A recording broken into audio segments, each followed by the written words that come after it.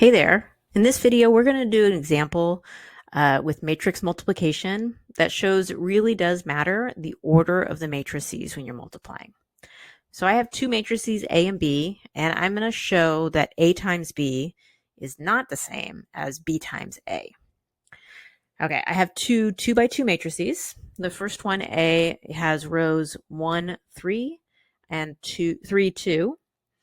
And the second matrix has rows 2, -1, and -3, 4. So I'm going to start by multiplying A times B, and we'll see what matrix we get. And then we'll multiply B times A, and I'm expecting to get a different matrix.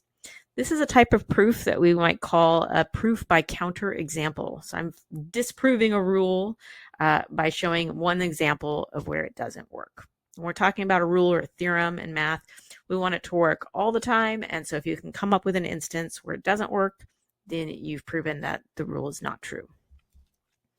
Okay, so let's take our matrices, write them next to each other so that we can easily multiply them.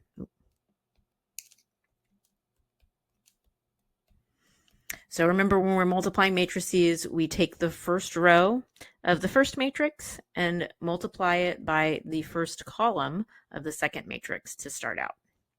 So here I have 1 times 2 plus 3 times -3. And if it helps, write it out or type it into your calculator.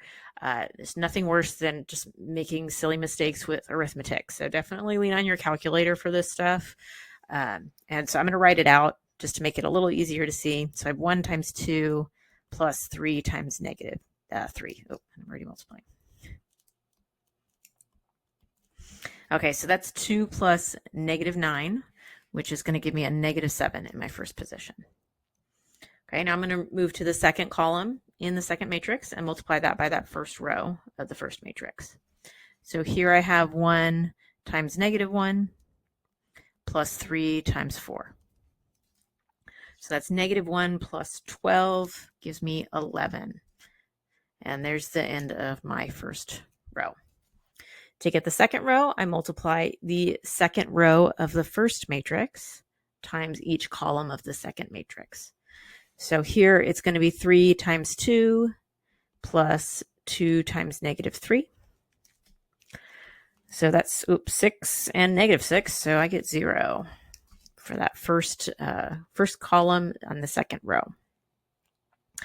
And then the last one, the second row times the second column. So 3 times -1 plus 2 times 4.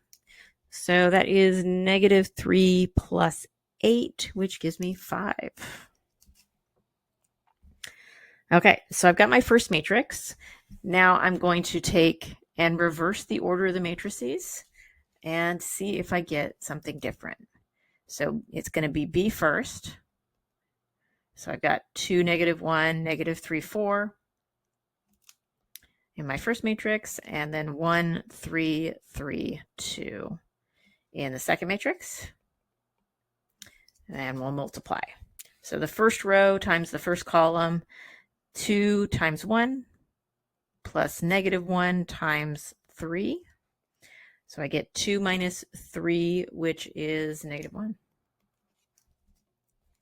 Okay, so first row times the second column. 2 times 3 plus -1 times 2. So 6 minus 2 gives me 4, and that finishes off the first row. Now it's the second row times each column of the second matrix. So -3 times 1 plus 4 times 3. And so that's -3 plus 12 gives me 9. And I can already see the matrices are very different, but I'm going to go ahead and finish this off. So -3 times 3 plus 4 times 2. So that's -9 plus 8 gives me a -1. Okay, so I've found an example where switching the order, which we refer to as this is the commutative property, it resulted in two very different matrices. So I can conclude that A times B is not equal to B times A for two general matrices.